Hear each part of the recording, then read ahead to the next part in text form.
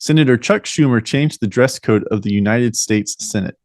This change is a microcosm of what is happening in today's American culture when it comes to standards and also when it comes to choosing to please the extreme minority instead of the overwhelming majority.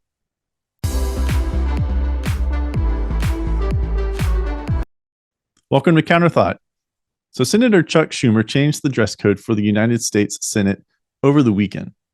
Word of this hit the press on Monday, and a lot of senators and political pundits have been weighing in on this change. Some are fine with it, some are, middle of the road, and then others are completely against it. Now, immediately upon this news, all eyes were cast towards Pennsylvania Senator John Fetterman. Fetterman, as you may remember, he was elected this past election cycle in the midterms of 2022. He had a stroke during the campaign, I believe it was in April of 2022, but still managed to win the election for the 2022 midterms. But because of that stroke, he has had suffered depression and had to check himself into one of the Washington, D.C. hospitals. I believe it was Walter Reed, to go undergo treatment. He has also had struggles with his speech and his understanding because of the stroke itself. But what he is most known for, I would argue, is his attire. He wears a hoodie and shorts and sandals.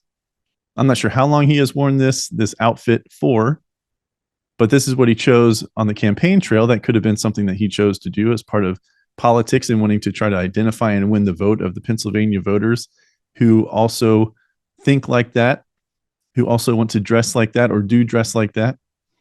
But he has continued that on into his time in the Senate, which is approaching, 9 or 10 months so far, just this year in 2023. And Senator Schumer changed this dress code, it seems, to appease John Fetterman. But why on earth would he do that for just one senator? One of 100, and one of just his contingent within the Democrat Party in the U.S. Senate. Why please the 1%? Why would he do that? Now, some senators, like I said at the beginning, don't really care. Others are up in arms about it. I am more so to the up in the arms faction because I believe there needs to be a certain set of standards for certain offices within this country. Now, call me old school. That's fine. Call me old school, but I believe there are certain positions, certain offices, certain titles within this country where there should be a standard kept out of respect and reverence for the position. One U.S. Senator, Senator Roger Marshall of Kansas, is quoted saying, "This is a sad day in the Senate. I represent the people of Kansas, and much like when I get dressed up to go to a wedding, it's to honor the bride and groom. You go to a funeral, you get dressed up to honor the family of the deceased. There needs to be a sense of decorum." Now, Senator Susan Collins of Maine had a little bit more fun with this, and she's quoted to say that the rules debase the institution of the Senate, and quote, "I plan to wear a bikini tomorrow to the Senate floor." Now, that's funny, but I also think that it is sad because that is where I think we have to go to right the ship back onto the right path within this country. Not when it comes to just dress code, but other things where we are trying to placate the extreme minority while at the expense of the majority. One of the most prominent ways in which we have done this so far in this country, not we including me, but we as Americans as a whole, is when it comes to letting transgender female athletes participate, biological males participate in women's sports. I did an entire episode on transgender athletes, a whole episode. And why are we trying to please the extreme minority at the expense of the majority, especially when it comes to this issue? when it comes to this issue with transgender females or biological males competing against biological women, we know based on biology, despite how much certain people, primarily far left liberals, want to deny the fact that there are things in biology that cannot be overcome, that there are biological differences. This, like, I feel like in order to get to correct it again, right, to steer the ship back on course, and I'm taking this a little bit from Clay Travis of the Clay Travis and Buck Sexton show, that we are going to have to overcorrect in order to correct. Now, let me explain if you're unfamiliar with that concept. So in order to get the ship back on its path, we are going to have to do something so outlandish and extreme to bring it back, right? So when it comes to the transgender athletes, biological males participating in biological females sports in their athletic divisions, we are going to need, and this is sad because this is what it's come down to, we're going to have to go to the extreme and say, and hope that some high profile male athlete who is dominant in their sport against other men to then just declare themselves a female and participate in the female sport to then prove the point that this is ridiculous. For example, LeBron James, Kevin Durant, one of them say, you know what? I'm not going to play in the NBA this season. Instead, I'm going to identify as a woman. I'm going to play in the WNBA. And even though I was able to average 30 to 35 points per night in the NBA, standing at 6'8" and 6'10" respectively for those two, I'm going to participate in the WNBA, and I'm going to average at least 100 points. It's going to take that kind of extreme overcorrection to be able to correct the ship, to get the ship back on the right path. And in this example, also for the United States Senate, it might take, even though Susan Collins said it as a joke, it might actually need to go there.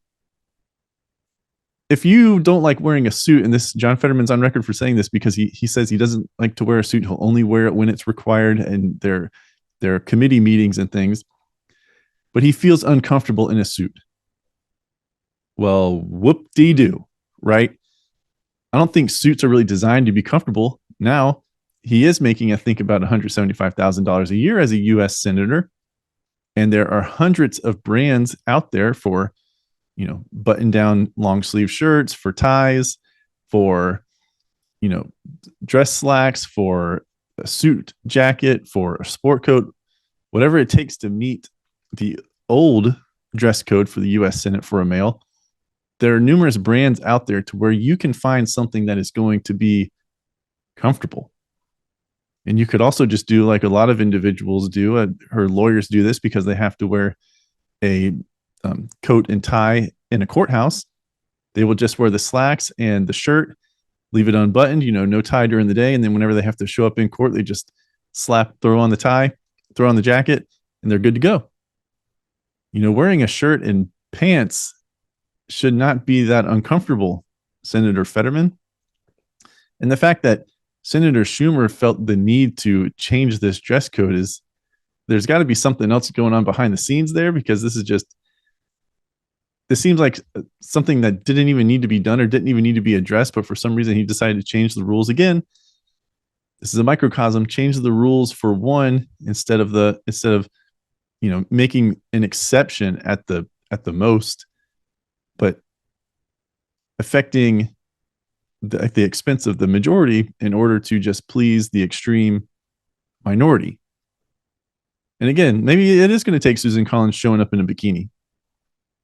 Maybe that's what it's going to take for people to just go up in arms, right? And that'll really pin these Democrats into a corner. To be like, oh, well, this is ludicrous. They're just making a mockery now. They don't take anything seriously. They don't take anything seriously. Susan Collins over here wearing a bikini to the U.S. Senate. That's not what this was intended to do. Well, there's no rules against it. No rules against it, but they can't go too hard on her.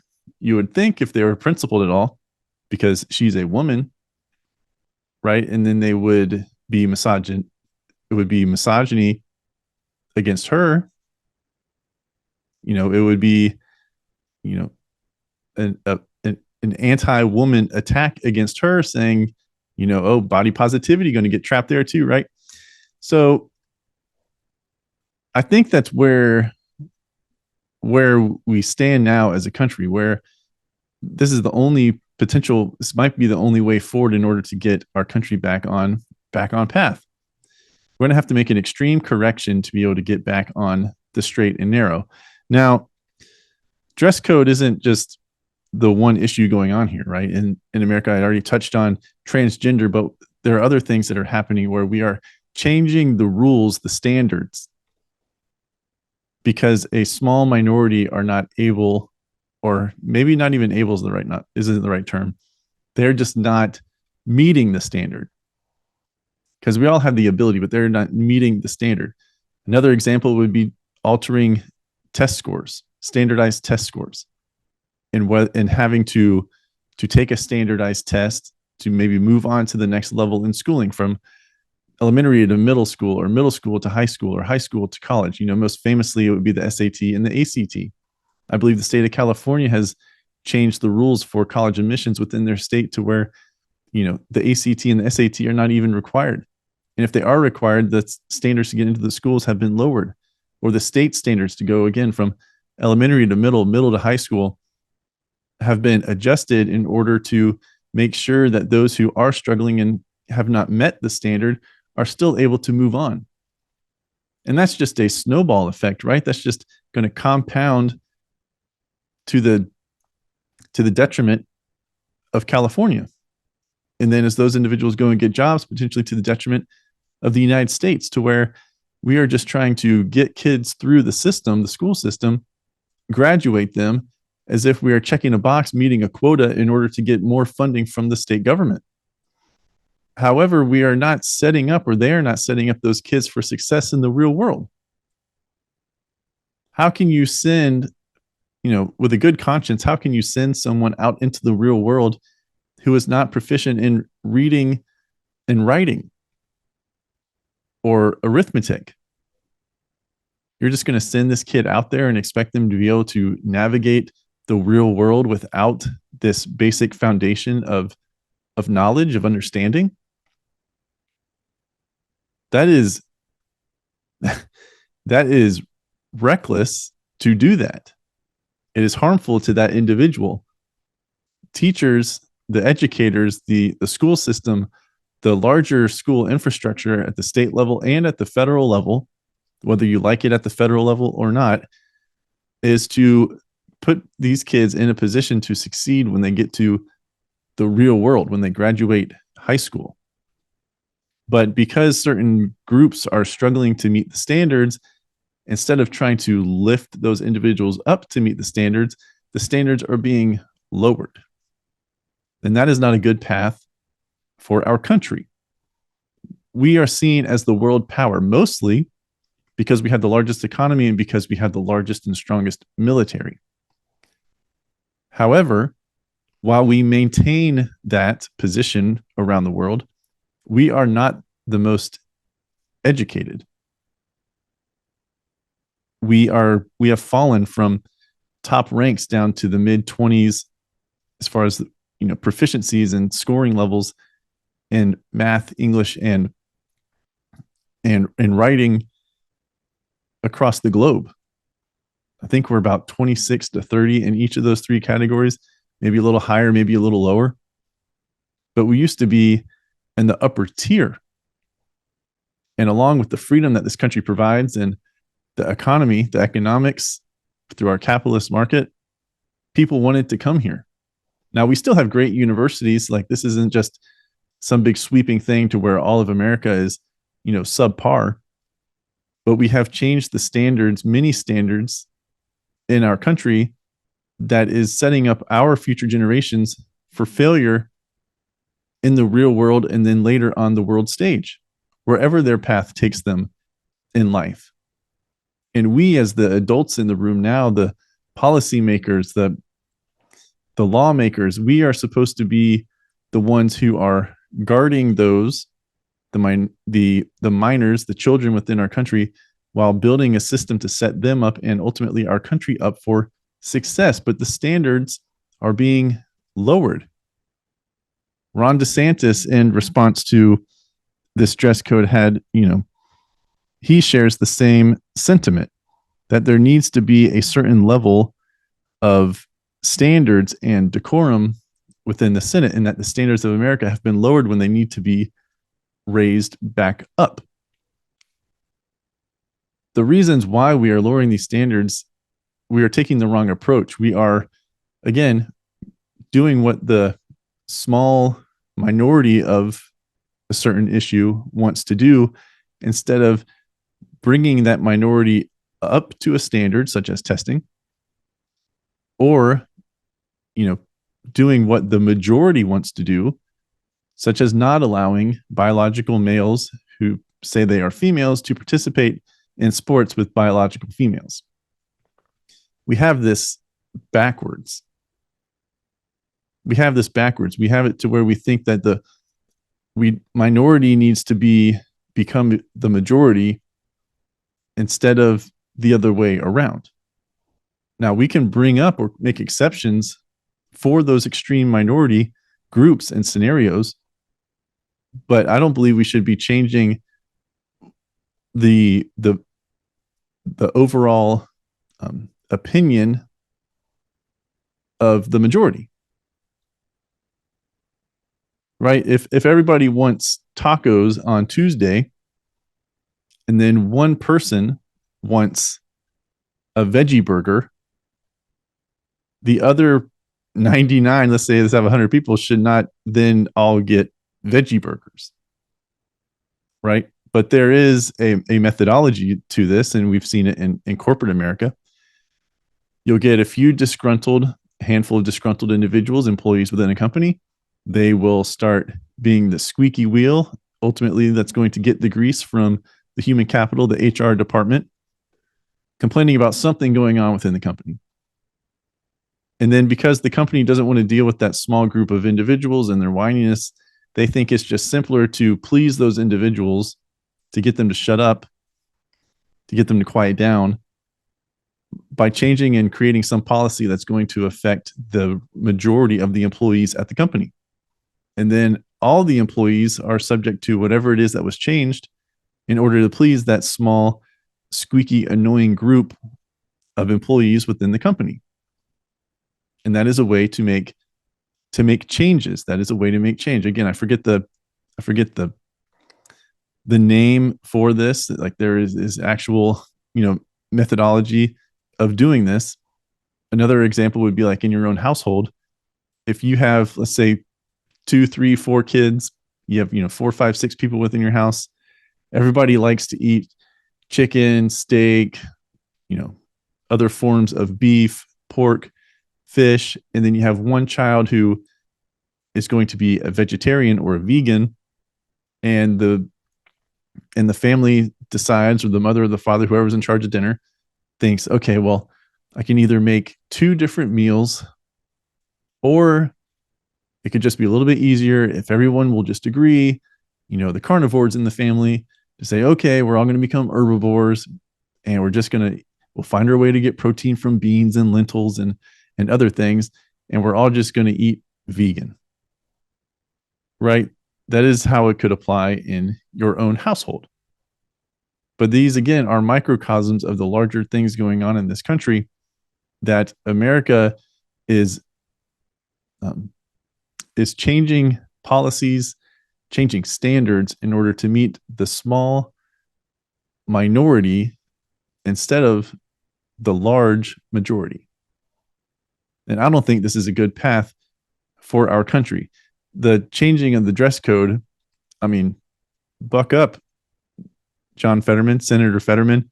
If you feel uncomfortable, go find some better fitting clothes, man. Like, this is ridiculous. We are not here for you to be comfortable. You are not in the Senate to be comfortable. You are in the Senate to represent those that elected you and put you there in the state of Pennsylvania to enact policies and laws within this country that you believe best serve your constituents and hopefully then ultimately the United States of America.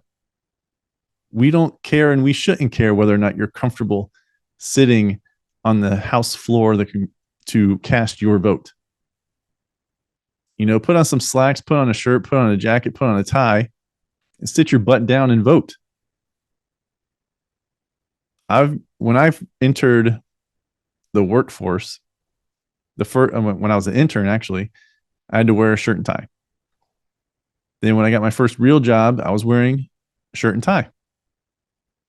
It wasn't actually until getting to a larger corporation where my expectation was, we're at a larger corporation, more prestigious, that the dress code would be more, I guess, at a higher level. However, it wasn't until I got to this larger and higher, more prestigious corporation that I didn't actually have to wear a tie anymore. All they wanted was like a sports shirt and slacks whenever you're in the office, and that's it. But that was, that's my personal example. I don't mind wearing a shirt and tie. I actually like it. I think I look good. If I look good, then I feel good.